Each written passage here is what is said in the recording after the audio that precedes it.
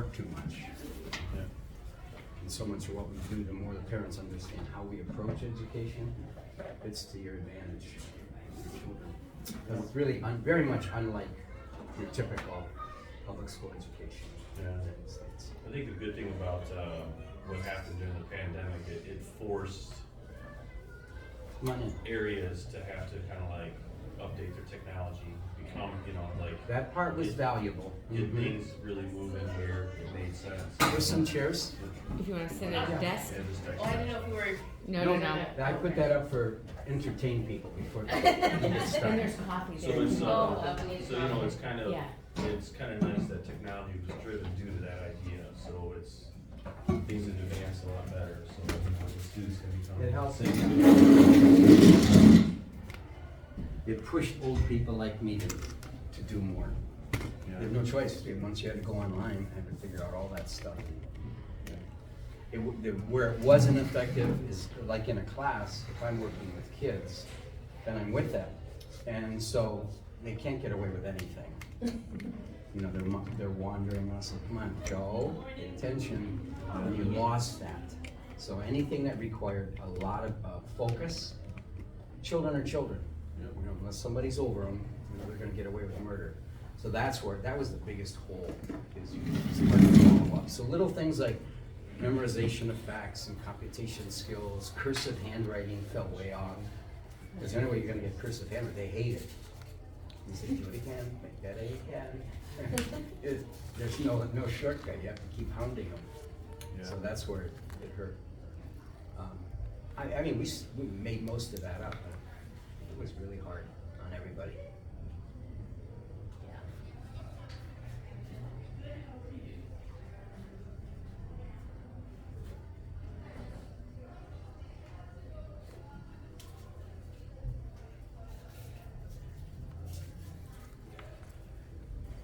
It made us have to look at technology too. Education has a habit of doing new stuff, and then everybody jumps on the bandwagon. But whether it's effective with kids there's a question mark. But it's new, so you do it new, Right. but it may not be effective. Sort of like story time with preschoolers online, which was nice, they offered it, but it was not effective. Yeah. I felt like I was more attending story time. Because it's hard when there's a computer and there's buttons and Oh my gosh. it's too much temptation. Well, I'll tell you what I'll do. I'll give a brief overview of what early start means and the implications it has for education, and some science behind it, some history behind it. You can stop at any time if you want me to reiterate or you have questions. And then I'll leave enough time at the end for a Q&A. That'll probably be the most valuable. I'll still stop it at 8:45. So these terms, the early start and cumulative advantage, Matthew effect is another one. The rich get richer is what's referred to in the literature. Creating automaticity, so that things are done early. The idea has been around forever, is that you give children an early start in anything, and the advantages are just going to accumulate. It was given a proper name by a man named James Heckman from the University of Chicago, applied to reading. You've probably noticed in the paper the push toward early childhood programs, especially for poor. The thought behind was simple. You get a child who has not had an advantaged home, come to school, kindergarten, 500 words. That's what they work with. Whereas another child will come to school, say, in what we would consider a more typical family, they got 5,000 words.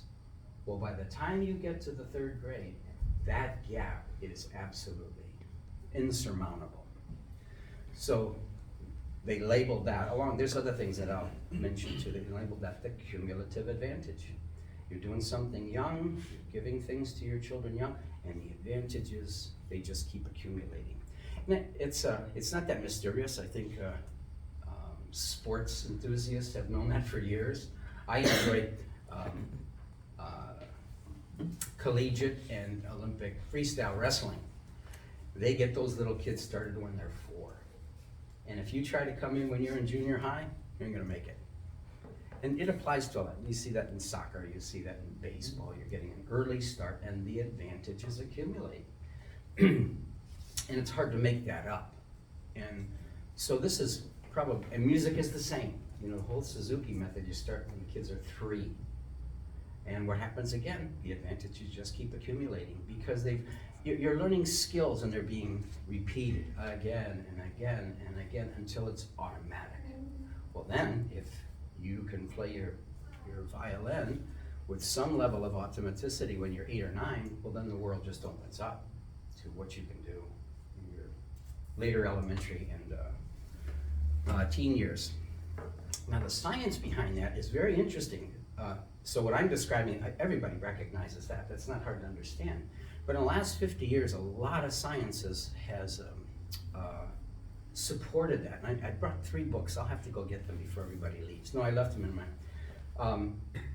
that has verified that that's how the mind works. There was a book put out about 20 years ago, Daniel Coyle, who's a journalist, but he put together all the research on the creation of myelin in the brain, which basically means as you practice something, the protein wraps around your synapses and makes things go faster. So he likens it to from riding in a cart on a road that has all kinds of holes in it to having a super highway and you're having a brand new car. It's smooth and it's created because of the practice. And the earlier that practice starts, the more myelin is created in your brain. If you're familiar with Malcolm Gladwell, he had a book early, again, about 15, 20 years ago, Outliers. That was the whole point. He said, how come kids from Canada are so darn good in ice skating? Well, it turns out the way they run their whole national programs, their kids start out about a year and a half. Apologize. Water. Oh, yeah. It's in, You're gonna make a left right out the door, and it's, right past the staff room. okay, keep going. So all of a sudden, Canadian children are far better in hockey than American kids. You say, well, what's in their juice? Where are they getting it? Oh, they just have practice. They've all been at it for a year and a half ahead of everybody else. That kind of accumulation was there. I mentioned James Heckman, and you maybe have heard the 10,000 hour of practice rule. That was Eric Erickson. Very popularized. Malcolm Gladwell popularized it and basically said for anybody to become an expert in a field, you need 10,000 hours of practice as an average. And of course, then what do? The earlier you start, the more likelihood you're going to get really good at what you do. So that's sort of the science and the history behind it. And it's interesting too, because this has affected how we've done things at Birchwood, even cultural habits and cultural attitudes. So I'm from a Western culture, so there's a Judeo-Christian foundation. But you know, one of the thoughts is you prepare your children when they're young, train them hard when they're young. And then who knows where they'll be when they're 16 or 20 or 25, but they will never be able to escape from what you put into them in their early years. They return to it. And a funny story, I don't know if any of you are from India, but one of my coaches with me on Saturdays when we did math counts, he was Indian. We were talking about this and I explained to him that this is the Judeo-Christian perspective, is you train children when they're little and when they get older, they're not gonna depart from it. They may get real naughty for 10 years, but they're gonna come back. You instilled something in them. And he joked, he says, yeah, that we have the same thing, Eastern culture. That is, he said, up to the age of 5 or 6, you treat your children like princes and princesses. And I told him, well, that explains a lot in our kindergarten first grade program. He says, and then from age 5 to 15, they're your slaves. You make them do everything the way it's supposed to be done, period. Very rigid, very strict, so that at age 15, you take your hands off. When you take your hands off, there's a certain character has been shaped. They can go in all different directions, but the foundation is strong. And then they're your friends for life. I don't know whether you can confirm. Yeah, Something like that, okay. something like that. Yeah, And say I'm that sure I'm taking liberties. At some age, when your kids can fit in your shoe, then you become friends. Yes, yes, and you've done that shaping. So it's the same thing, it's both historically, culturally, and now science backs all that up. Most of the things we do at Birchwood, those components, somehow it's things that you know are true historically, but it's always supported by something that science either supports or says, well, maybe that's not true. And then you have a foundation. We're gonna have a school, you wanna have a school based on some solid foundation. Okay, so let me just talk briefly about the application here at Birchwood. So we have the our two prongs, academics and character. So when we look at academics, again, there are foundations where you want to give children an early start of success. So an early start in success in learning. So you maybe have seen in the clipboard, we have Birchwood Reads is our little theme of the first half of the year. What are we trying to do? Well, every school teaches children how to read. That's not our point. Everybody's going to do that. We want to create an environment where they not only learn how to read, but reading becomes their hobby. Reading becomes their activity of choice when they have free time. Because if you're a reader and you enter into your teen years and into your 20s, you're a reader, the world is open to you. If you're a straight A student and you're not a reader, fine, you'll get into good colleges, you'll go on and get a good career, but the richness of life is not going to be there. So we're creating very early on this love of reading. I do the same thing in math. I'm glad we're in our math room. We've got a terrific math program, but it's mainly built on an early start. So our children are learning their facts and learning their computation skills so that when they get into elementary years and middle school years, I can do so much with them with problem solving, which is what math is really all about. It's not about all the facts and figures. But because we've built up momentum, now there's almost no limit to how far we can take them because of the foundation that they have and what we can introduce them. And you would see, I mean, this isn't a time to talk about our academics. Writing is the same way. Starting in the first grade, they are writing a little story every week. And it just gets expanded. So when we introduce a new story prompt to fifth graders, just, oh yes, can we get started? Can we get started? I know that's not the case in a public school, and I don't mean to disparage any other school. So when I make these comparisons, understand me in that regard. But if you mention we're gonna write this week in a typical school, it's, oh no, here we go again, we gotta write. As opposed to creating something early on of achievement and success. So the triggers, we're gonna have a new prompt this week. Oh, I like that. As opposed to the trigger, oh no. Because it's all what's there already. If there's not a foundation, then it's hard to keep building upon it. So you can see the cumulative advantage of that. And then the other piece is with our character program. This probably has just as much impact as the academics. Little things like learning self-control, learning how to focus, learning how to set up goals, learning time management, learning organization. You cannot tell a 16-year-old to practice self-discipline. It's a little bit late. But you can do it a little bit when they're 6, 7, and a little bit more when they're 8 or 9, a little bit more when they're 10 or 11. Those characteristics, those habits also are applied in the early start. If we have this homework policy, and at least one reason, many schools have dropped homework, but we don't, because in the first grade, just a little bit. Oh, I gotta do homework? Yeah, come on, honey, you do. Little bit, come on, we'll get this finished. You'd think that that's nothing or ineffective. I'll tell you, the power of that over 8 years is phenomenal. So when our children, when they graduate from here, I always ask the lower school teachers, I know you're suffering, come and look at what happens in the 8th grade. Because the words we get back from the high schools is, some of your children are brilliant, some are average, but every one of them are superior students. That means they know how to organize their time, they arrange their schedules, they're able to get stuff done. How? Early start. And you just build the habits little by little by little, so there you have a cumulative advantage.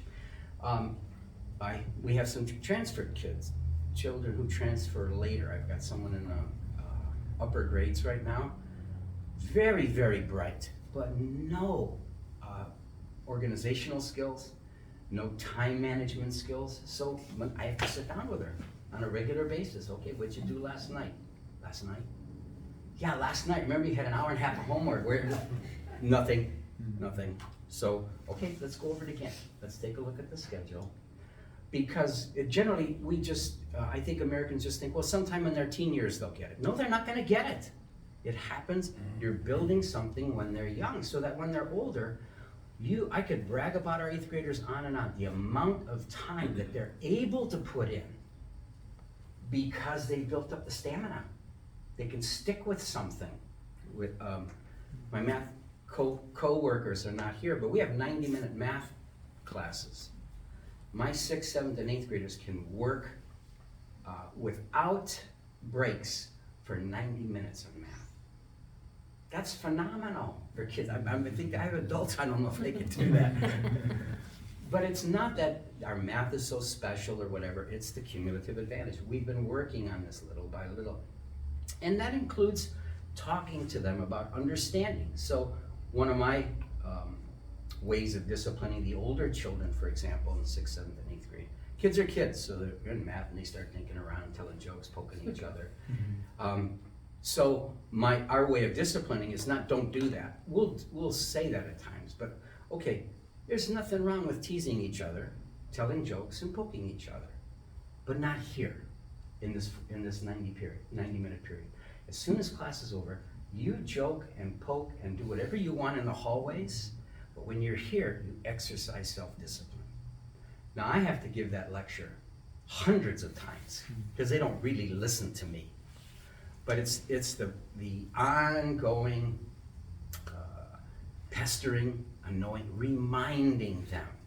Because if it can be put in place in these years, when I say the early start up to age 15, then you have a certain ability in place to take what you're doing much, much farther.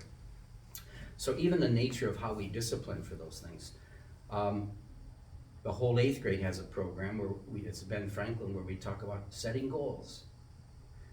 And the goals they come up with, they're not realistic or they're not much of a goal, but that's okay because you get a chance to do it.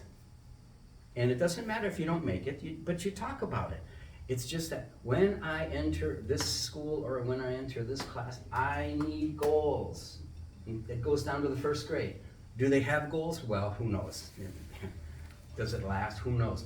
But it's that beginning that begins to put an impression on. That's the myelins beginning to be formed, to begin to have a view. Oh yes, you don't live your life without goals. That conclusion doesn't happen, again, because you preach at 15 or 16-year-olds. Another interesting thing the science says, and cultural history says the same thing. By age 15, 80% of your adult habits are shaped. By age 15. Now, of course, we have all kinds of experiences in school, in life experiences that will, give us, allow us to grow further. But your basic, next week I'll speak on this one regarding teenagers, but by age 15, the basic structure of your habits and attitudes toward life, that also is shaped all of your attitude is in place. And then you want to build from that, not have to replace that. Okay, then the last 2 minutes I'll just mention how do you do this with how we do it at school, how you would do it at home. You really have to be an advocate with your child. A mixture of we're doing this with a mixture of and mommy's gonna help you. You're going to do this, daddy says, and daddy's gonna sit down with you. We're gonna work through it. Just to tell them to be tough. Sometimes people say, well, you're so narrow or you're so strict there. Yeah, that's exactly right. We're very strict, but at the same time, you check the teachers. As soon as I'm that strict with you, that means I'm gonna spend that much more time with you. So the two things go together. because they don't have the willpower. You know, if you tell them, where's your schedule? You know, how are you gonna be using your time? And they say, well, you know, I guess I'll do this. Well, you better do it then. Don't waste time. You know how valuable that is? 0. Now, if it's followed by, okay, now go get your schedule and let's sit down together. Let's make it out, let's go time by time. Tomorrow, let's talk about it. Okay, so what did you do in that 4 to 5 o'clock block? And they, oh, I forgot all about it. Okay, see, we need another reminder then. So everything that an adult would do, you have to become the willpower, you have to become the encouragement, you have to become the kindness that enables them to do the things you're asking them to do. That's probably the most important thing, because some people will say, oh, okay, so you guys over at Birchwood, you're pretty strict about discipline and everything. I know what that is. I know how to be strict. Yeah, you know how to be strict, and some of the kids will listen to you, and most won't. Because they're kids. And I say kids from preschool all the way up to my 8th graders, 14 years old. They're still kids. You can't merely preach to them. Yet, you always have to preach to them. But at the same time, you're coming alongside. I'm going to become your energy. I'm going to become your willpower. I'm going to become your strength. I know, I'm not going to tell you this, but I know you're going to fail, and you're going to fail again, and you're going to fail again, and guess what? I'm going to be right next to you. And when you fail, I'll catch you, and I'll move you forward. And that's that little combination, I think, that either is people are too permissive, or they say, well, I don't want to pressure my kids. Okay, well, don't just pressure your kids. You know, you think if I just give rules, but what damage you're doing if you don't make them do things, if they don't know how to focus, if they don't know how to be organized, if they don't know how to have stamina. Okay, you're being nice to them, you're actually being cruel to them, because after a period of time, they're not going to build up these habits. But nor can you be, nor the teachers can be so strict. You know, we have this much homework and you're going to get this much done. That will just chase children away. Or they'll know how to behave while you're watching them. And as soon as they're gone, as soon as you're gone, then they'll do whatever they started. So it's this combination of firmness. I want my son or daughter to turn out a certain way. And yes, I'm going to demand behaviors from them, but I'm going to be their good buddy to help them get it. And it's so fascinating. You know, you think, like, I've got a couple kids like this in my classes now in the upper grades who've come in to Birchwood later. You would think if I'm going to be strict with them, I know this one girl looks at me as I come into the hallways, uh-oh, there's that old man again. Mm-hmm. But you know what's really beautiful about it? If you do both, you demand their highest conduct and their highest behavior and their highest performance. And at the same time, you become the one, they don't even realize it. You become their willpower, you become their encouragement, you become their support.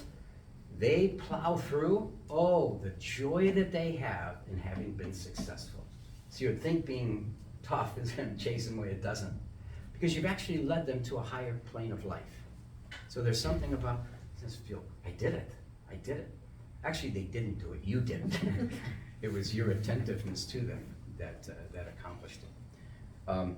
So that's kind of the picture. When we say the early start, how important it is, but you know, the dynamic between mom and dad and the little boy or girl, or in our case, the teachers. And you have to be, as adults, we have to be reminded of it all the time. And if you ask any of the teachers, almost every day, professional development, I'll mention something about this. Are your children thriving in your classroom? And I'll always say, I like being in the classroom because then I can't shoot my mouth off about what you're supposed to do if I'm not doing it. You know, if I've got kids who are not thriving, then I have to wrestle with that. And that's what I found both in teaching and in parenting. You just have to be the person who makes them reach the goal line. And that's the general tendency. Okay, so I still saved about 10 minutes. In case you have any questions or topics. I have quite a habit of using a fire hose when I speak, and then takes what, 2-3 minutes to everybody calm down. I have a question, more, well, I have a few questions, but on the academic side, I was reading about the science of reading in terms of like this evidence-based body of work that really says this is what you can and should do for children to be successful. Is that implemented here?